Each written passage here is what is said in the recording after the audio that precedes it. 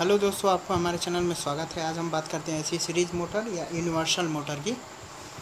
तो ये AC series motor या यूनिवर्सल मोटर जो होता है नॉर्मली डीसी सीरीज़ मोटर को ही मॉडिफाई करके बनाया जाता है। तो डीसी सीरीज़ मोटर को मॉडिफाई करके बनाया जाता है और ये एसी सीरीज़ मोटर और यूनिवर्सल मोटर ये डीसी और एसी दोनों पे ऑपरेट होते हैं, तो इसलिए इसका नाम यूनिवर्सल मोटर भी बोला गया है। इसका जो है कंस्ट्रक्शन देख लेते हैं। तो इसका construction same DC series motor के ही जैसा है। ये सीरीज़ की वाइंडिंग है। ये यहाँ हम सिंगल फेज़ की सप्लाई देंगे। अब देखिए यहाँ पे डीसी सीरीज़ सिंगल फेज़ की सप्लाई जो है यदि डीसी सीरीज़ मोटर में दें तो इसमें हमें टार्क क्या होगा, मिलेगा, यानी टार्क मिलेगा। और यदि single phase DC shunt motor अगर यूज़ किया जाए, हम लोग शंट मोटर इसलिए नहीं यूज़ करते हैं क्योंकि वहाँ पे जो होता है वो बाई डायरेक्शनल मिलता है टार्क, यानी ओवरऑल जो टार्क होगा वो जीरो होगा। तो सीरीज़ मोटर में जो होगा वो यूनी डायरेक्शनल टार्क मिलेगा। तो ये काफ़ी इंपॉर्टेंट चीज़ है। तो AC series motor normally DC series ही मोटर रहता है, बस इसको मॉडिफाई करेंगे। तो इसी मॉडिफाई को हम लोग करके एसी सीरीज़ मोटर यूज़ किया जाता है। तो कुछ चीज़ें देखते हैं इसमें क्या इंपॉर्टेंट है। तो कुछ इंपॉर्टेंट पहले तो ये जान लें, इसकी अगर डायरेक्शन चेंज करना है एसी सीरीज़ मोटर या यूनिवर्सल मोटर की, तो इसकी डायरेक्शन चेंज करने के लिए आर्मेचर की वाइंडिंग और फील्ड की वाइंडिंग, यह है आर्मेचर की वाइंडिंग और ये फील्ड की वाइंडिंग, इन दोनों में करंट की डायरेक्शन को क्या कर दीजिए, रिवर्स कर दीजिए, जिससे इसकी डायरेक्शन रिवर्स हो जाएगी। और दूसरा चीज़ है इसका डायरेक्शन रिवर्स करने का, ये जो ब्रश होल्डर है इसके ब्रश की पोलरिटी को चेंज कर दिया जाए। तो इन दो चीज़ से हम इसकी डायरेक्शन को क्या कर सकते हैं, इंटरचेंज किया जा सकता है। तो अब एसी सीरीज़ मोटर और यूनिवर्सल मोटर की बात देखते हैं। तो देखिए डीसी सीरीज़ मोटर में यदि एसी सप्लाई दिया जाए तो ये तो का वर्क डन करेगा ही, लेकिन कुछ रीज़न के कारण ये इकोनॉमिकल वर्क डन नहीं करेगा। तो क्यों नहीं करेगा ये देखते हैं। तो पहला चीज़ ये है कि सीरीज़ फील्ड में देखिए अगर ये रिएक्टेंस है, नंबर ऑफ टर्न है, तो डीसी के केस में तो कोई रिएक्टेंस होता नहीं है, लेकिन एसी के केस में क्या आ जाएगा, हमारा रिएक्टेंस हो जाएगा। तो रिएक्टेंस के बढ़ जाने से हमारा पावर फैक्टर डाउन हो जाएगा और लॉस भी होगा। लॉस होगा तो हीट होगा, जिससे वाइंडिंग जलने के चांस होंगे। दूसरा चीज़ क्या है कि इसमें जो हम यूक होता है, तो यूक तो नॉर्मली लेमिनेटेड नहीं होता है क्योंकि हम डीसी यूज़ करते हैं, वहाँ पे तो एडी और हिस्टेरेसिस लॉस की तो उतना वो था नहीं, लेकिन यहाँ पे एसी हम लोग यूज़ करेंगे तो यहाँ पे यूक जो होता है इसको हम लेमिनेट कर देंगे, जिससे एडी करेंट लॉस हमारा क्या हो जाएगा, कम हो जाएगा। और रिएक्टेंस कम करने के लिए हम लोग क्या करेंगे कि थोड़ा सा number of turn come use करेंगे। तो डीसी के केस में जो टार्क होता है वो 5 × IA होता है।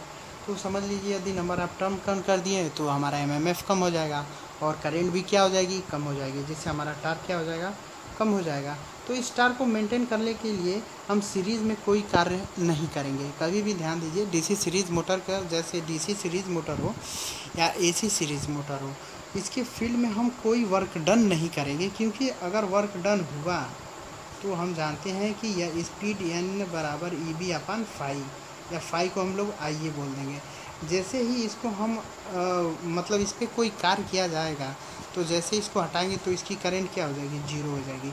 तब सोच लीजिए करंट अगर जीरो हो जाएगी तो स्पीड क्या हो जाएगी, 1/0 इंटू इनफाइनाइट, यानी स्पीड बहुत ही ज़्यादा हो जाएगी। तो हम फील्ड में कोई कार्य नहीं करेंगे।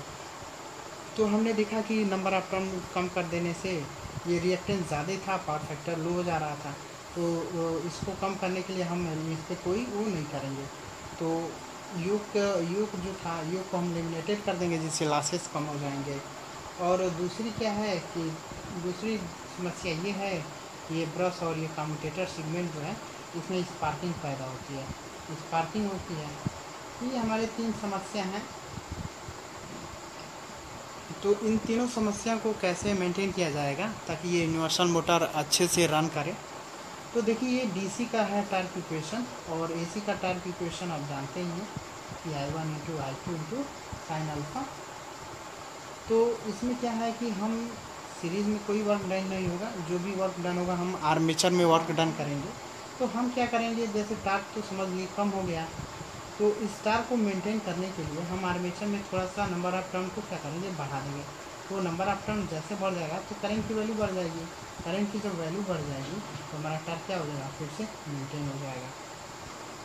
तो ये है, तो कुछ मॉडिफिकेशन करना पड़ेगा हमें डीसी सीरीज़ मोटर यदि एसी पे चलाया जाए तो कुछ मॉडिफिकेशन करके हम इसे इकोनॉमिकल ऑपरेट किया जा सकता है। तो इम्पॉर्टेंट चीज़ ये है कि इसके सीरीज़ में कोई वर्क डन नहीं होगा। काफ़ी ये क्वेश्चन पूछा जाता है कि डीसी सीरीज़ मोटर में यदि फील्ड की वाइंडिंग जो होती है अगर उसको ओपन कर दिया जाए तो स्पीड क्या होगी, तो स्पीड जो होगी इनफाइनाइट होगी, बहुत डेंजरस स्पीड हो जाएगी। तो और मेन बात यह है कि एसी सीरीज़ मोटर का टार्क बहुत ही इम्पॉर्टेंट है। टार्क बहुत ही ज़्यादा होगा क्योंकि डीसी सीरीज़ मोटर यूज़ किया गया है। तो इसी टार्क के कारण इसकी जो स्पीड होती है 3000 आरपीएम से एवब होती है। तो इसका जो स्पीड ज़्यादा होने के कारण हम लोग इसका मिक्सर, सिलाई मशीन इस सब में यूज़ करते हैं। तो मेनली इसका कहाँ कहाँ यूज़ होता है इसको हम जानते हैं कि यूनिवर्सल मोटर का मेन यूज़ कहाँ कहाँ है। क्योंकि ये काफ़ी एग्ज़ाम में पूछा जाता है सिंक्रोनस ये यूनिवर्सल मोटर या एसी सीरीज मोटर की मतलब यूजेस कहाँ कहाँ हैं। तो यूजेस देख लेते हैं।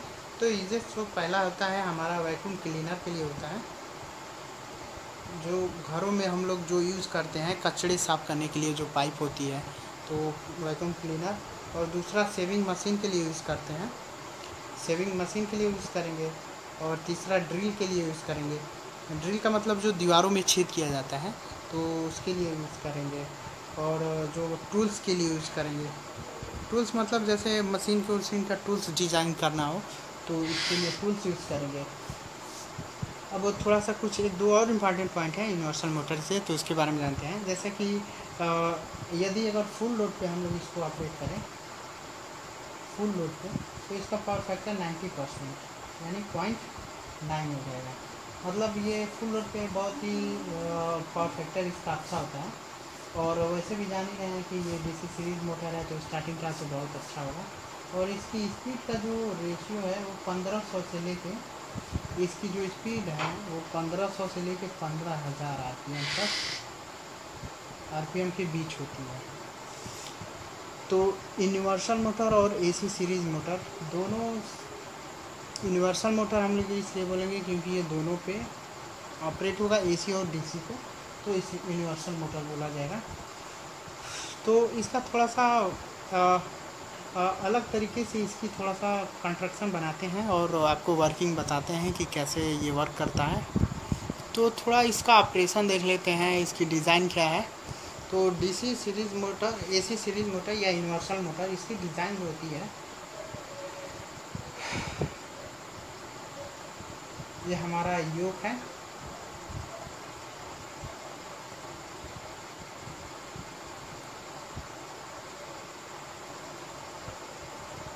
ये हमारा योक है, ये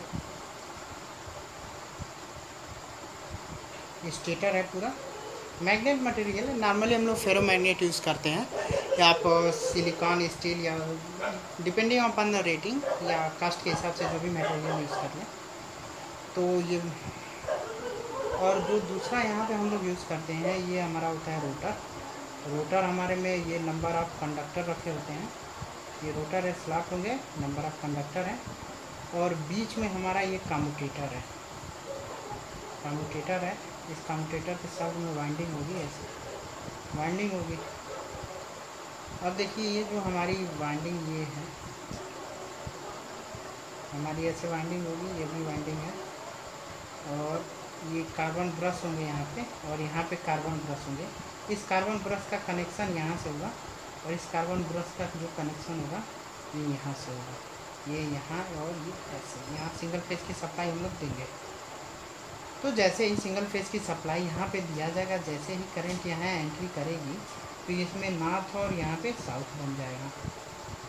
जैसे यहाँ पे फ्लक्स क्या होगा, इस स्टेटर में हमारा रोटेट करेगा और ये ऐसे अपने पाथ को कंप्लीट करेगा बीच से। ध्यान दीजिए कि यहाँ पे हमारा रोटेटिंग मैग्नेटिक फील्ड नहीं है, यहाँ पे हमारा रोटेटिंग मैग्नेटिक फील्ड नहीं है। ये बस ओनली अपने फ्लक्स को क्या कर रहा है, कंप्लीट कर रहा है इसके थ्रू। तो जैसे सप्लाई दिए रोटेटिंग मैग्नेटिक फील्ड सेटअप होकर अपने पाथ को यहाँ से कंप्लीट करेगा, और ये करंट जैसे ही ब्रश में जाएगी तो कम्यूटेटर के थ्रू इस कंडक्टर में भी जब करंट फ्लो होगी तो करंट फ्लो होने के कारण इस रोटर का भी एमएमएफ होगा और ये जो एमएमएफ निकल रहा है इसका भी एमएमएफ। तो इन दोनों के बीच जो स्पेस एंगल होगा, ये हालांकि यहाँ पे एमएमएफ होगा और यहाँ पे जो कटिंग होगी तो इसको हम लोग फ्लक्स बोलेंगे। तो एमएमएफ और फ्लक्स के बीच का जो स्पेस एंगल होगा, उस स्पेस एंगल के कारण इस पर क्या होगा, टार्क लगेगा। या नॉर्मली ऐसे बोलेंगे कि इसके कारण जो एमएमएफ है और इसके कारण जो एमएमएफ है, दोनों का अपोजिशन कारण क्या होगा, टार्क डेवलप होगा, जिससे हमारा टार्क डेवलप होने के कारण ये मोटर क्या हो जाएंगी, स्टार्ट हो जाएंगी। तो इसका स्टार्टिंग यही है नॉर्मली। और इसमें रोटेशन की डायरेक्शन ब्रश को शिफ्ट करके कर सकते हैं या फिर सप्लाई को चेंज कर दीजिए, तो दो चीज़ से इसकी स्पीड चेंज हो जाएगी। और हालांकि कुछ मॉडिफाई ज़रूरी है, स्टेटर को लेमिनेट कर दीजिए जिससे एडी करंट लॉस कम हो जाएंगी।